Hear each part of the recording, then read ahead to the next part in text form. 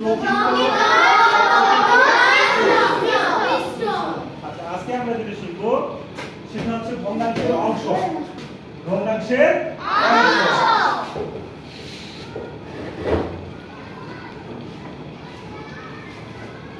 একটা ভগ্নাংশে সাধারণত দুইটা অংশ থাকে।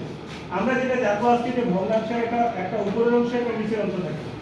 যেমন উপরে আছে 2, নিচে আছে 3। এটা একটা ভগ্নাংশ। এটা একটা ভগ্নাংশ। আমরা আজকে জানবো ভগ্নাংশের উপরের অংশের নাম কি আর ভগ্নাংশের নিচের অংশের নাম কি। জানো তোমরা কেউ? জানে না? আচ্ছা, আমি বলে দিচ্ছি। ভগ্নাংশের উপরের অংশের নাম হচ্ছে লব। ভগ্নাংশের উপরের অংশের নাম কি? ভগ্নাংশের উপরের অংশের নাম কি? ভগ্নাংশের উপরের অংশের নাম কি? লব। আর ভগ্নাংশের নিচের নাম হচ্ছে হর। ভগ্নাংশের নিচের অংশের নাম কি? ভগ্নাংশের নিচের অংশের নাম কি? ভগ্নাংশের উপরের অংশের নাম লব। ভগ্নাংশের নিচের অংশের নাম হর। এখন সেই হিসাবে আমরা শিখব প্রকৃত ভগ্নাংশ। প্রথম যেটা শিখছিলাম যে প্রকৃত ভগ্নাংশ।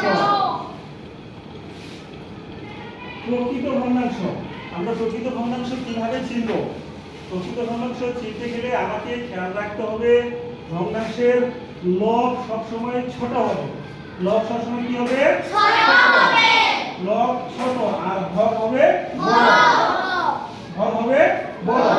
যদি ভগ্নাংশের লব ছোট হয় আর হর বড় হয় তাহলে সেটা হচ্ছে প্রকৃত ভগ্নাংশ।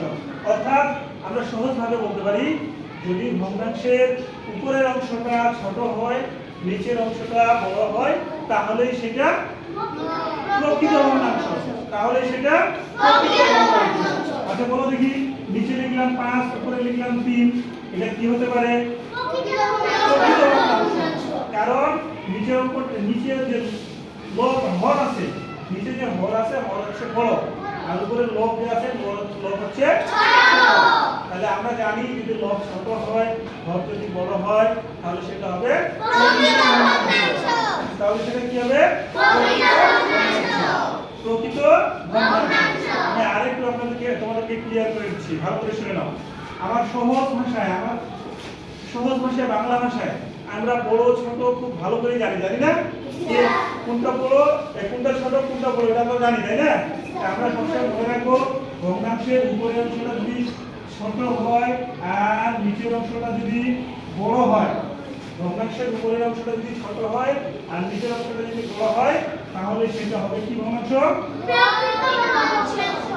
প্রকৃত ভগ্নাংশ। তাহলে সেটা কি হবে? আমরা বুঝতে পেরেছি? তাহলে আমরা কিভাবে বুঝবো ভগ্নাংশের প্রকৃত ভগ্নাংশ? আমরা কিভাবে বুঝতে পারি যে নিচেরটা হবে বড়, নিচেরটা হবে বড়, উপরেরটা হবে ছোট। অর্থাৎ নিচের অংশটার নাম কি? নিচের অংশের নাম হর। নিচের অংশটার নাম হর যদি বড় হয় লব যদি ছোট হয় তাহলে সেটা প্রকৃত ভগ্নাংশ। আমরা এখন প্রকৃত ভগ্নাংশ কাকে বলে যদি বলি, কেউ এখন যদি তোমাকে জিজ্ঞাসা করা হয় প্রকৃত ভগ্নাংশ কাকে বলে, তখন কি বলবো? যে ভগ্নাংশের হর বড় লব ছোট তাকে প্রকৃত ভগ্নাংশ বলে। অথবা আমরা এইভাবে বলতে পারি যে ভগ্নাংশের হর অপেক্ষা লব ছোট। যে ভগ্নাংশের হর অপেক্ষা লব ছোট তাকে কি বলে? প্রকৃত ভগ্নাংশ বলে। তাকে কি বলে? আমরা প্রকৃত ভগ্নাংশ বুঝতে পেরেছি? খুব সহজ, তাই না? তাহলে এটা বলে দেখি, আমি একটা ভগ্নাংশ লিখছি, এটা কি? এই ভগ্নাংশটা কি হতে পারে? আচ্ছা তোমরা একটা উদাহরণ দাও। বলো দেখি লেখা, একটা উদাহরণ দাও দেখি একটা প্রকৃত ভগ্নাংশ কি হতে পারে। যে কোনো একটা সংখ্যা বলো। যেমন নিচে আমি লিখলাম 6, উপরে লিখলাম 1 বা 5 লিখলাম। বলো দেখি এটা কি প্রকৃত ভগ্নাংশ হয়েছে? জি স্যার। কেন?